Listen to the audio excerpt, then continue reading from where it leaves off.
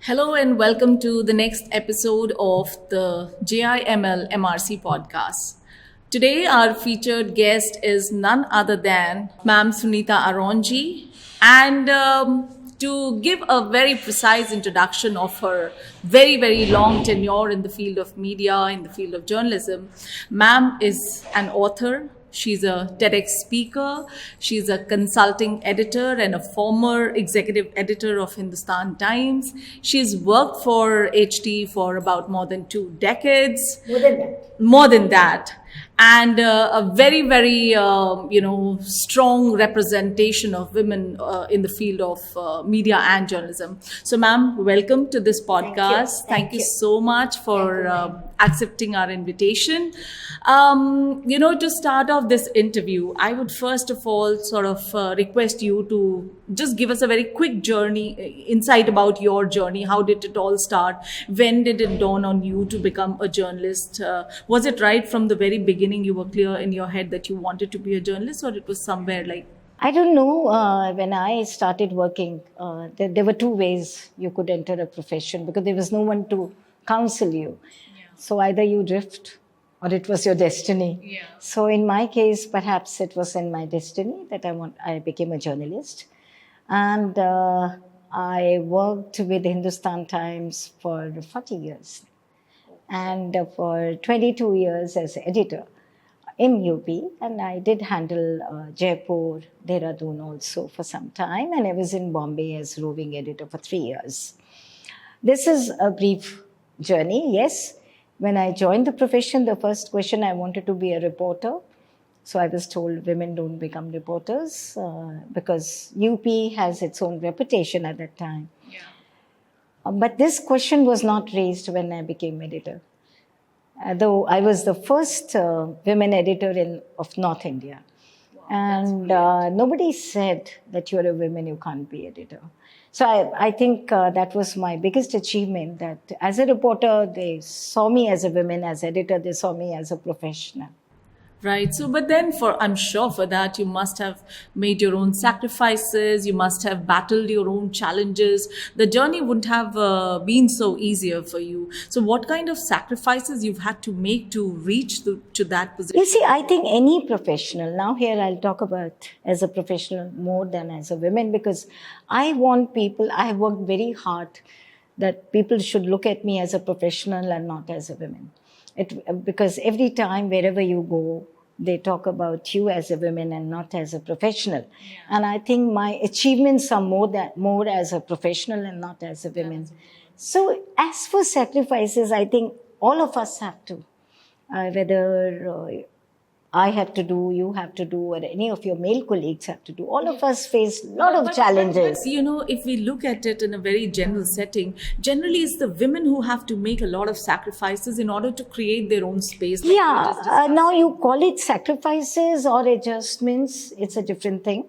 If you have decided that you are a professional, you want to make a mark in your field, then I think your challenges turn into excitements and you start enjoying even your challenges. Challenges are there because, look, my work started along with my son's arrival. Exactly, yeah. So it was not easy. I used to call him, later I had daughter also, so I used to call them first and second production of HT. But yes, there are challenges, but then you have to develop your own support system.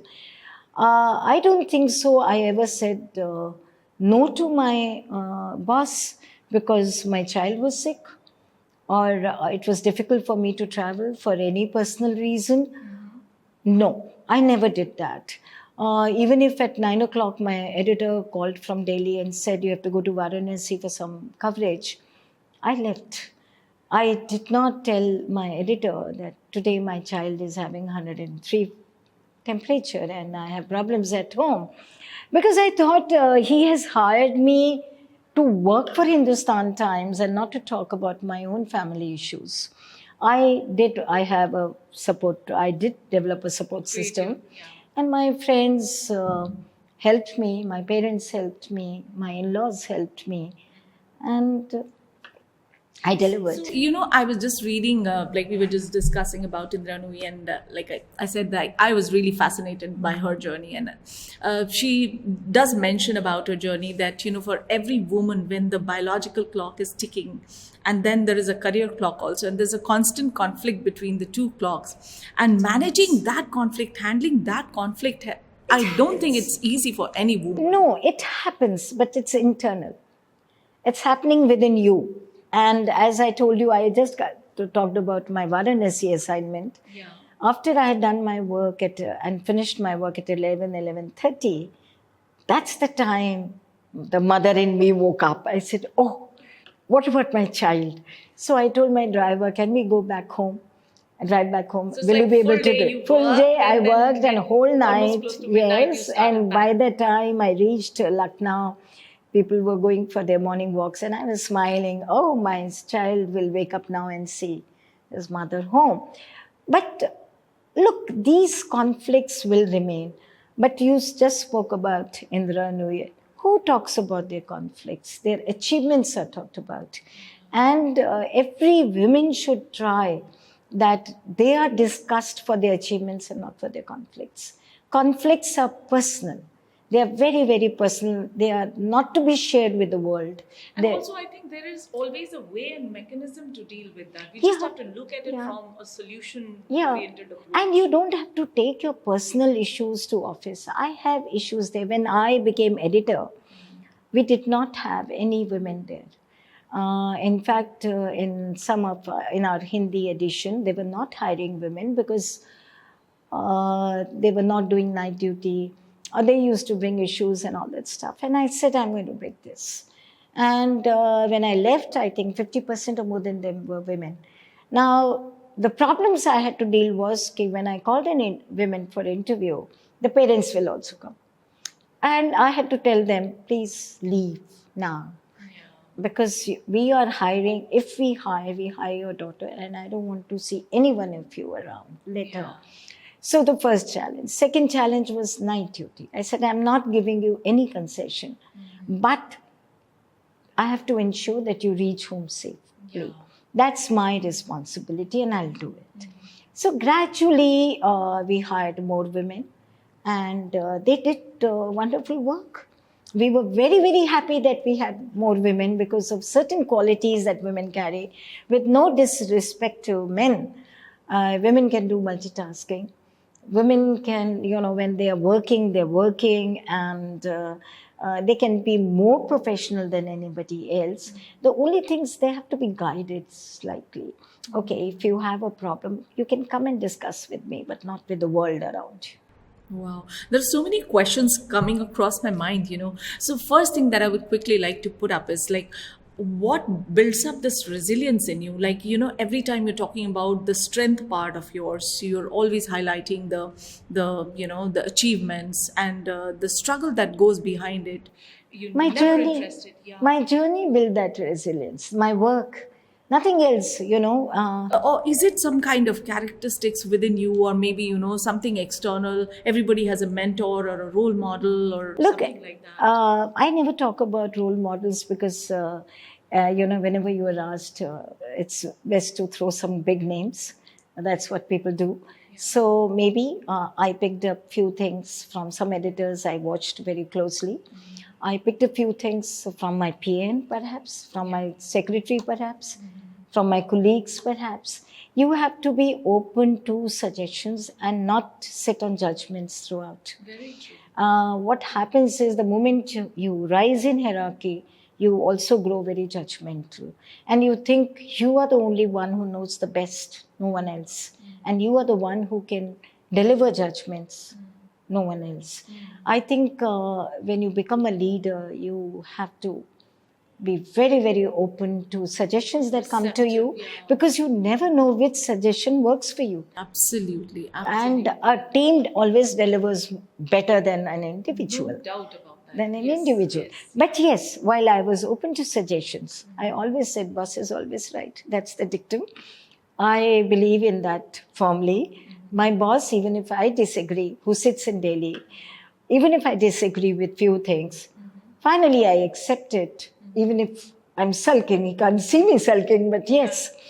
Same here. Once I decide, then after that, there are no arguments. Then the consequences are also mine. Yes, I have to face the consequence. I have taken a decision. Like some news they think should not go. And I think it has to go. And I overrule them. And next day we face music for that. Then I'm responsible for that. So I think it's resilience comes from consistency, from what you learn from people, you're willing to learn from people around you. A lot of things people, nowadays people read a lot of affirmations, they do a lot of affirmations, that's something very good because the negativity part in us gets diluted when we do affirmations. But as such, if you try it, remain positive and open to ideas. And surrounding yourself with as many positive people as possible. As possible. You will have negative people. You will have all type of people. Yes. But how you deal with them is what makes you a leader. Yeah. Now this actually, prompts me to ask another question as to what has been the most challenging, project in your journey so far? Because you did talk about, that leadership quality in the woman, and many a times you have to be assertive and take your own decisions, but then good or bad, then you have to be accountable for that. So what has been the most challenging project? Look, when I started my profession at that time, it was very difficult to convince people that you're meeting a journalist and not a woman. Because somewhere in UP, people were very shy of talking to, or maybe sharing information or calling a woman on telephone. So I had to really, really convince them that I'm a journalist like anyone else. And don't look at me as a woman, look at me as a media person. That makes things easier. When I started doing reporting, then of course there were assignments that were very challenging. Like I was sent to cover this dacoits menace in Ravens, and especially one incident where 22 dacoits, people had been killed by a dacoit. Oh, right in front of you, you were... No, I was not there. Okay. It happened, and in the morning my editor told me to go to the spot and cover it. It was in Oraya, a long time back. I was very young. And then I used the same old rickety ambassador and drove down. And I went and met the superintendent of police, and I asked him. And he looked at me and said, "You want to go there?" I said, "Yes, I want to go there." He said, "Have you seen the place?" I said, "No, I haven't seen the place. I have no idea about the terrain even." So they said, "Okay, which vehicle are you?" I said, "I have ambassador." Well, that can't go. So I don't know what happened. Perhaps he thought it's better to let her go and not... I was the only journalist who had reached there. And he gave me one gypsy and 2-3 cops with their guns and all that stuff. So when we were going, it was actually scary because there was no road at all. There was no where we were going, he was driving through the bushes, through the ravines, right, left. And then I had this comment coming from these cops. "Can you handle our guns?" I said, "No, I can't." So I was very scared also. And then they said, "क्या आपके office में कोई आदमी लोग काम नहीं करते हैं जो आपको यहाँ भेजा गया है?" I was, very angry. They are questioning, my... But then I said, "Okay, नहीं हमारे तो करते हैं, but हम उनसे ज़्यादा होशियार हैं, इसलिए हमें भेजा गया." But that experience was, it really, I got very, very rattled by it. Then after that, crime is one thing which is very difficult to cover. It bruises you, it kills you emotionally also. When you see so many deaths, when you see rioting happen, when you see arson, like I covered Ayodhya, the demolition. I have covered the entire Ayodhya thing from unlocking of the gates to this. And when I saw arson in 1992, one question I had in my mind was, is this the India I want to see in future, where people are killing each other, burning each other? So it actually drains you, and in that condition, you are supposed to write your copy And you are supposed to file it on time. And you are supposed to ensure that all facts go. Yeah, exactly. Yes, exactly. You I was are just very, very have to be disturbed. very objective in your approach. Then you are writing and your boss is watching you. That's the time when you have to deliver, and those things are. But later on, I think we become thick-skinned somehow. मुझे लगता है journalism make you thick-skinned. Like there was an incident where 5 people died, and I went there, and we were told there were 100, and then. When he said 5, I said, why have I come here? Because then it doesn't make a big news. So we do turn thick-skinned sometimes. Maybe I think the tough part of the journalism, actually from the outside, when we look at it, all that it's so romanticized and, it's looks very glamorous from the outside. But nobody talks about all these, the toughness. No, I think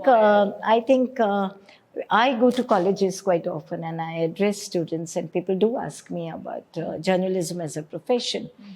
So I always tell them that if you think it can be your passion, then join it. But if you're looking at money, if you're looking at 10 to 5 job, then journalism is not for you. Because there have been times when I was celebrating my daughter's birthday, I hardly took leave. And some political development happened, and my editor called up and said, Sunita, I'm sorry, but what to do? I said, no problem, let the kid, she's about to cut the cake, and I'll file the copy. And those were the days when we were working on typewriters. The office had closed. I called my PN. I said, and I just said, I told my friends, you handle it, and I'm in my room for half an hour. I wrote my copy, gave it to the PN, and he went to the telegraph office and sent it. So there are, these issues happen, but then it's your decision.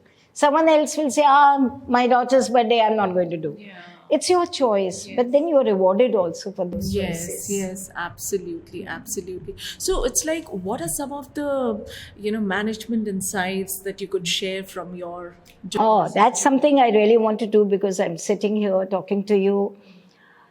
I used to go to IIM very frequently, and I've taken long sessions with various batches.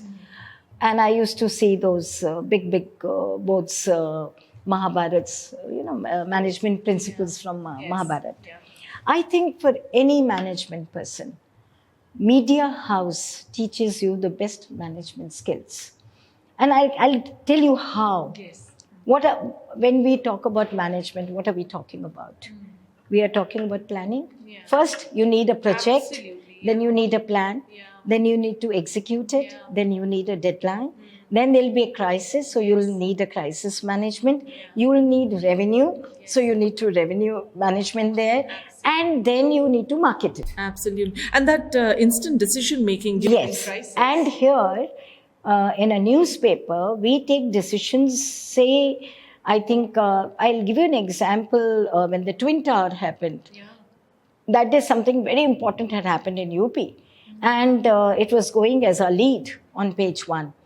And then this report started coming about the Twin Tower. And I kept pushing it down, the report from UP, further down. And then suddenly I said, 11 o'clock, I said, it's going inside. Make room for it. Now we have limited space. And now in that limited space where the ads are also coming late in the night, we have to decide what goes where. And there's no time to consult anybody. You are sitting on the chair and you're deciding your paper for the day. And next day, you are in a competitive world. Your rivals are doing something. You are doing something. So then you look at it and you know whether your decision was right or wrong. So when I talk about deadlines, now all the projects that we have in India, they get delayed. And the cost gets escalated. Double ho jata hai, triple ho jata hai. For us, deadlines means 5 minutes.